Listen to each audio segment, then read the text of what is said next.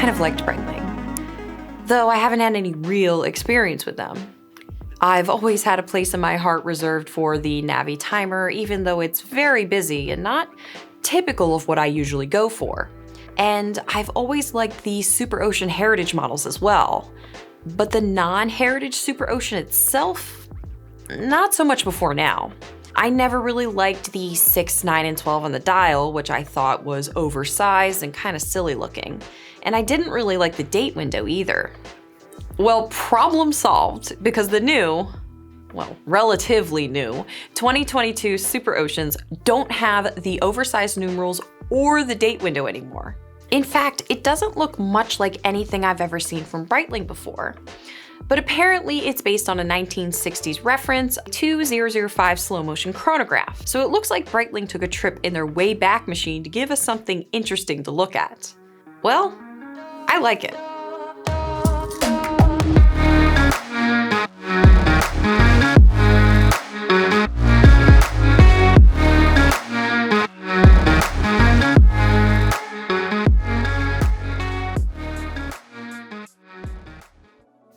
First, I want to thank Richard over at Saltzman's Watches for lending me this piece to review. He was kind enough to give me the choice of pretty much any watch that they had, and this was my first choice. In fact, he sent me 2 watches, so the other review should be coming a bit later. Their website and contact information will be listed in the description box down below, so feel free to check them out. And if you like anything that you see, let them know that I sent you.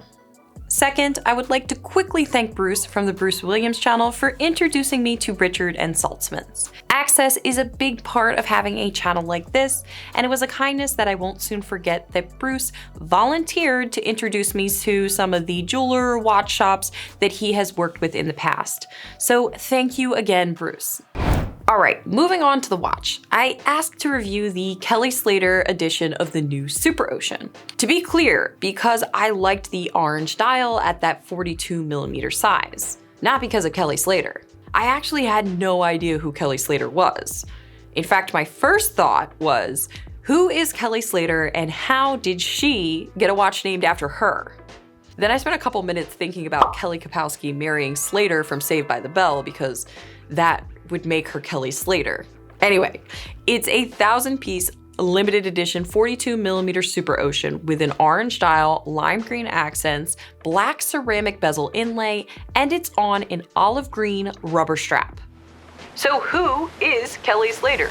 He is an 11-time World Surf League champion, and apparently he's a brand ambassador for Breitling. So what does this watch have to do with surfing other than the fact that you can get it wet without worry? Don't know. I'm not a huge fan of celebrity ambassadors, and for some reason, Breitling is charging an additional $250 for this model over the exact same watch that has the blue or black dials that aren't limited editions and don't have anything to do with Kelly Slater. So I feel like I'd rather have the exact same orange watch for $250 less and continue not knowing who Kelly Slater is. But that's just me. Now, like I said, the design for 2022 is very different from its predecessor. Gone are the oversized numerals, 500 meters of water resistance, date window, and of course, date function. In is a shallow, recessed chapter ring, 300 meters of water resistance, concentric circle design, living a life where you're never really sure what the date is, and of course, that obnoxiously large loom square on the minute hand. Seriously, what is that? Oh well, no watch is truly without sin. So the watch has a 42mm case. The bezel does not overhang the case at all. The lug to lug is about 47.5mm. The watch is 12.7mm tall, and the lug width is a robust 22mm. But it wears small. It wears more like a 40. I think I could pull it off, and if I can, it's one of the few 42mm that I can wear. Looking at it from the front, we have this really cool design of concentric circles. We start on the outside with a somewhat thinner, glossy, black ceramic bezel inlay. Then a white, shallowly recessed inner chapter ring with printed numerals and minute markers that eats into the area where you would think that the dial would start. This makes the dial a bit smaller than most 42mm watches. It's also one of my main concerns about the 36mm model. I think the dial's gonna be too small, but I haven't seen it in person yet, so I'm not certain.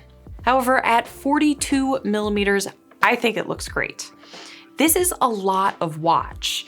It's shiny, it's eye-catching, and it's a bit ostentatious on the wrist, and I assume even more so on the bracelet. But I really like this new, well, I suppose old design, and I love the lime green accents on the dial and the seconds hand as well. The applied indices are rhodium plated, so they won't age or patina any more than the bezel will, which is a nice touch. But about the hands, I really like the way they look in the dark. The lume is pretty good, if not overwhelmingly so. But for the life of me, I do not understand that monster block on the minute hand. It just looks ridiculous.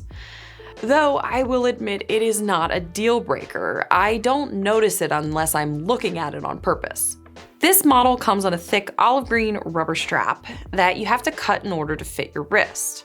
I'm not gonna cut it, of course. This belongs to Saltzman's, not me. So I don't really have a great idea of how it feels, but I'm sure it's fine. The clasp is a single deployment with an on-the-fly micro adjust, which I know for certain I filmed, but I can't for the life of me find it. It's pretty cool, it works very easily, and it has a decent amount of range. Back to the case. We have a 7.5 millimeter crown with a Breitling logo surrounded by minimal crown guards. There's a lot of satinized steel on the flanks and the lugs, with some high polish beveling on the case throughout the shoulders of the lugs. The sapphire crystal has 2 anti-reflective coatings, which helps immensely with visibility. All in all, great looking case and dial combination. There is one thing about this watch that I have trouble reconciling: the movement combined with the price. Breitling calls this movement their Caliber 17, which is a altered and augmented chronometer grade Slater SW200 adjusted to 5 positions. So it's COSC certified. The good thing is it's a reliable, robust workhorse movement that should be much less expensive to service over the years. It also doesn't have a ghost position for the missing date function, which I really like.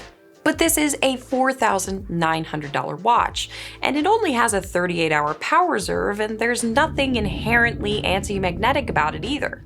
Did the people at Breitling know who they're competing against in this price range? Tudor, which actually costs a bit less, and Omega, which doesn't cost that much more. Compared to the in-house amagnetic METAS certified coaxial Omega movement, or even the in-house Tudor 70-hour power reserve movement, this is more than just a bit underwhelming. It's actually beggars belief. I can get a $1,500 club from Nomos that has a better and more interesting movement. I'm sorry, but this movement is almost a deal breaker for me. I really like the watch, and I certainly understand why some people couldn't care less as long as it keeps good time, which it does. But for me, this is more than just a little bit disappointing. How are people supposed to pick something like this over a green Seamaster Professional 300? You know, if you could actually get one. 24 more hours of power reserve, and I might very well go with the Breitling. I like the look of it that much. I'm not a movement snob, so I think I still could see my way to this model under the right set of circumstances and possibly negotiated price. But people shouldn't buy this watch unless they've fallen in love with it. Not because it's a value prop, because it isn't. Well, maybe this limited edition might hold a little bit more value than a non-limited black or blue, but I wouldn't bet on it. Still, the lack of anti-magnetic properties really bothers me. I'm the type of idiot who would lay her watch next to a super collider. Nevertheless, a magnet that fell off my fridge that I absent-mindedly put on the table. I've magnetized a watch or two before, so it would be nice to not have to worry about a $5,000 watch, but much more importantly, it's the current standard at that price point. Such a great looking watch, such a disappointing movement. You know, most women fantasize about haute couture or a diamond necklace. I fantasize about a 39mm Seamaster 300 Professional without a helium escape valve. Or now, a Superocean with a silicone hairspring. There is no such thing as a perfect watch. And if there was, we'd still want other watches. But even with this movement, I still kind of want this one.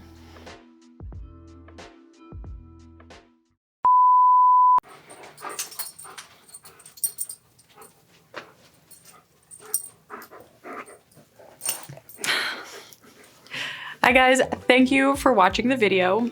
If you're new here and you enjoyed the content, then I encourage you to hit that subscribe button so you know when I post my next video.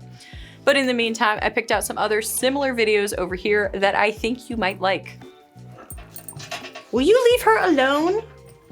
Oh my God, you are why I never get anything done. You realize that, right? This is your fault.